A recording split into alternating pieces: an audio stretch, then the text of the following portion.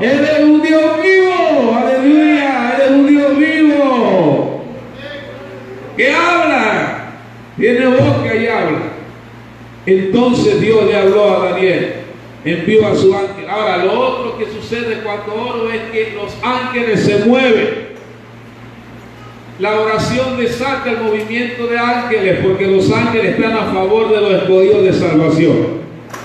Y cuando yo oro, le doy qué hacer a los ángeles. Los ángeles se mueven a través de nuestras oraciones, porque sabe que nuestras oraciones son las que le dan el trabajo a los ángeles, porque Dios nos contesta, pero ¿quién trae la respuesta? De sus ángeles, que son sus mensajeros. Amén. Entonces, cuando oro, el cielo se mueve, hay movimiento angelical, y dice, entonces me dijo Daniel, no temas, porque cuando yo escucho la voz de Dios, y Dios siempre me va a traer una palabra de esperanza, una palabra de consuelo, una palabra de alivio para mi vida. No temas,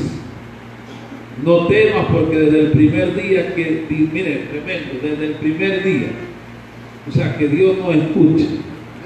Amén. Dios nos escucha. Y aquí quiero entonces que veamos dos cosas importantes que usted y yo tenemos que tener para que nuestras oraciones sean escuchadas. Aquí entonces empiezo a predicar. Versículo 12, Daniel 10. Entonces me dijo, Daniel, no temas, porque ¿desde cuándo? Desde el primer día que dispusiste, o sea, ni había empezado bien, solo dispuso, solo dijo en tu corazón, voy a orar. Dispusiste tu corazón, primera cosa, para que mi oración sea escuchada, sea eficaz. Dice, dispusiste tu corazón a entender. Todo el que ora tiene que entender lo que está orando. Para que mi oración sea eficaz, yo debo comprender y entender lo que estoy orando. Le pongo un ejemplo, dice Proverbios, creo que es Proverbios, cuando vayas delante de Dios, es mejor que no prometas, a que prometas y no cumplas. Amén. Miren, dice Proverbios, cuando vayas delante de Dios, no seas muy charlatán, ni hablador, y le diga, Señor, aquí estoy, voy a dar mi vida, voy a hacer esto, todos mis bienes te lo doy. Pero mañana se le dice, y vete tu carro, Bolívar. Espérate, Señor. No, yo lo dije allá, pero allá no. Entonces, mejor es que dice, vaya delante de Dios. Entonces, ¿qué significa eso? Cuando yo estoy orando, debo entender lo que estoy orando.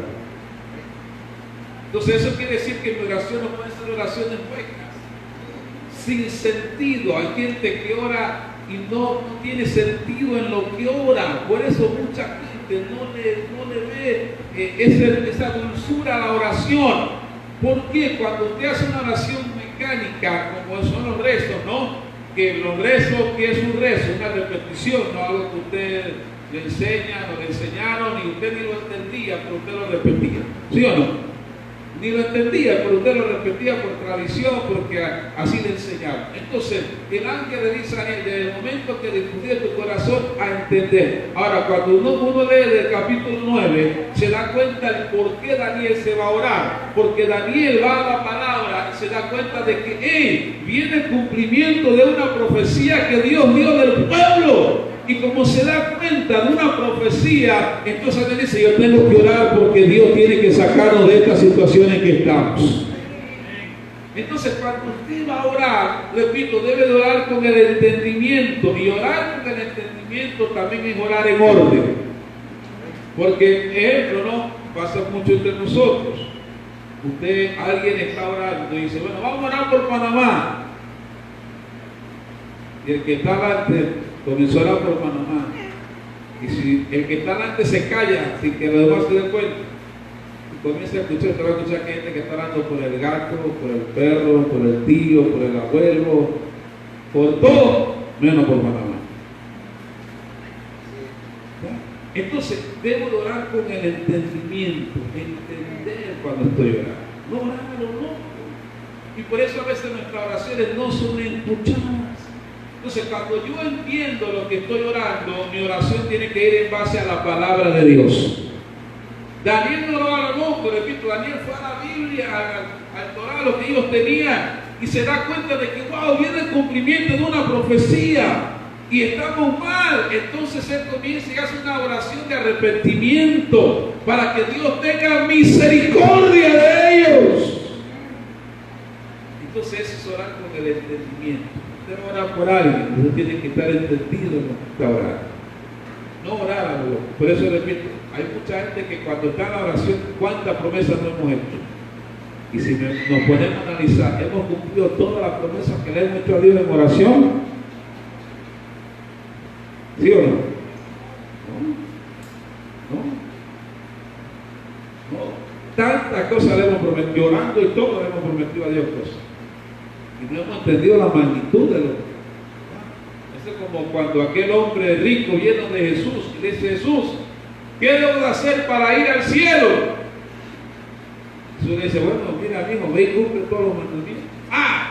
Que no robaba, yo nunca he robado. Que no me en vano, todo eso yo lo he hecho.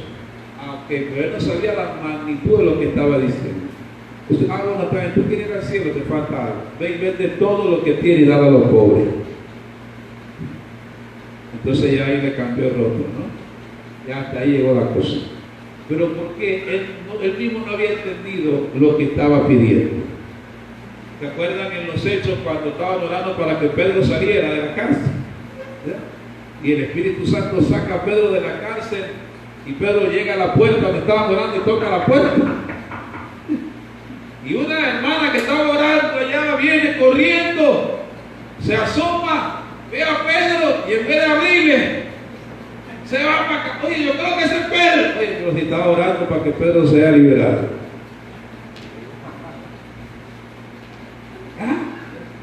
Imagínate que lo estuvieran persiguiendo al pobre, no van a ganar. No van a atrapado. Pero ella estaba orando. Pero se ve que estaba orando sin entender lo que estaba pidiendo. Sin comprender de que Dios tenía el poder de verdad para sacar a Pedro de la cárcel.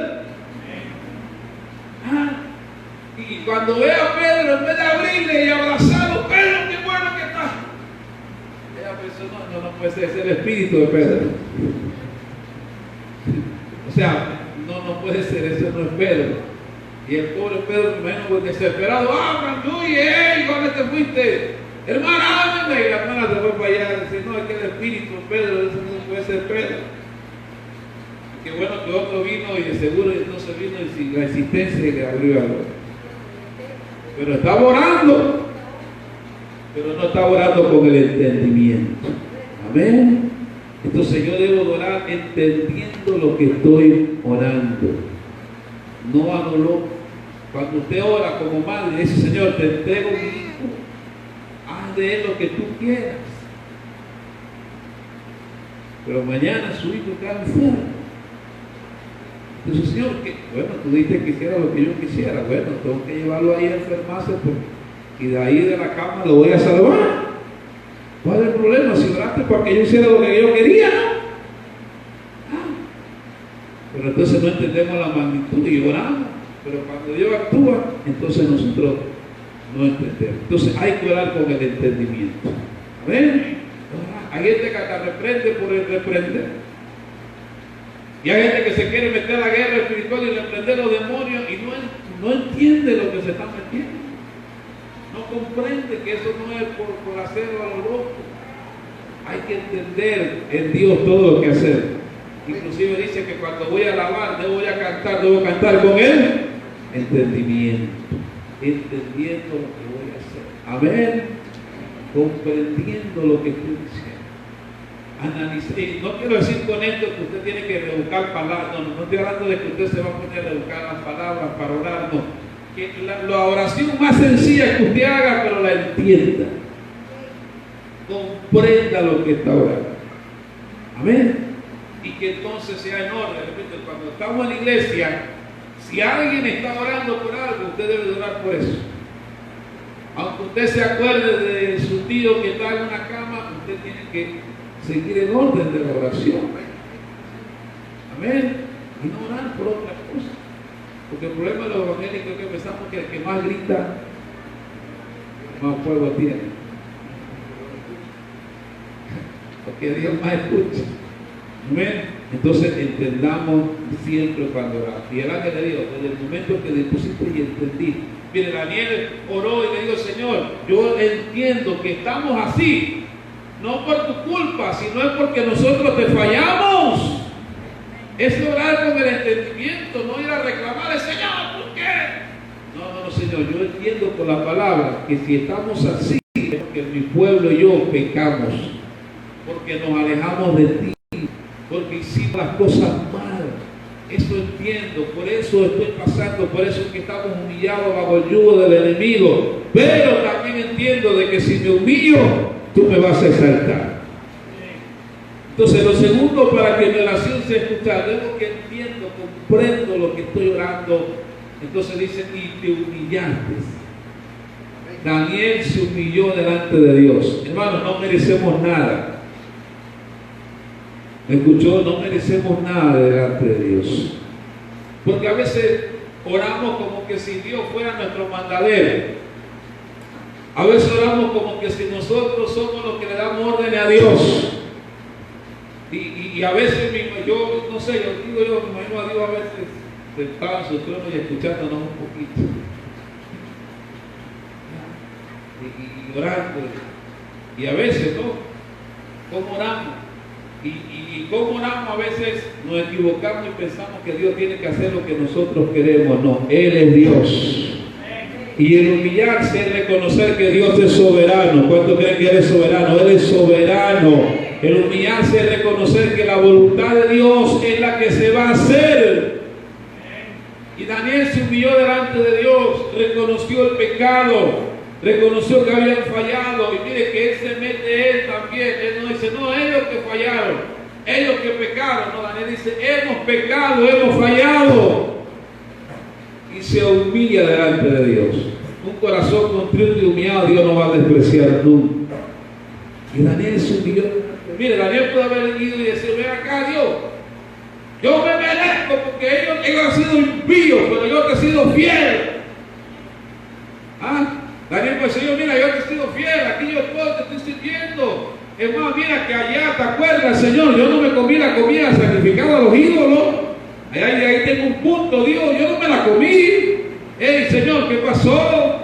Yo me lo merezco. Ellos son unos impíos, unos pecadores, mi pueblo, pero yo soy no. Daniel se humilló delante de Dios, porque al final reconoció que todo es por la misericordia de Dios. Todo es por su misericordia. Entonces usted y yo debemos humillarnos delante de Dios. Si mi pueblo, sobre el cual mi nombre es invocado, se humillare y buscare mi rostro y se convirtiere en sus malos caminos, ¿qué va a pasar? Dios no va a escuchar.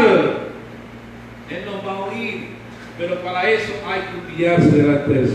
Daniel se humilló. ¿Y cuál fue la respuesta? Dios le habló. Ahora, lo tercero que va a haber en la oración es obstáculos. Usted tiene que entender que va a haber obstáculos. En toda oración va a haber obstáculos. El diablo no quiere que Dios le responda. Mire, desde el primer momento que él dispuso su oración, fue enviada la respuesta. ¿Sí o no? De una vez. Y tremendo como es Dios. Mire, Dios nos ama tanto que a veces Dios mandó la respuesta a los ángeles. Pero hubo ¿qué? Hubo una oposición. Dice que el príncipe de los aires se opuso y comenzó una guerra. ¿Qué quiere decir eso? Por eso debo orar en todo tiempo. O sea, orar en todo tiempo tiene que ver con que perseverar. 21 días, dice que al cabo de 21 días, entonces uno de los ángeles pudo librar de esa batalla y dejó a los otros todavía guerreando allá. Y vino a tener la respuesta. Entonces hay respuestas que ya Dios te la dio. ¿Escuchó? Hay respuestas que ya fueron soldadas de Dios.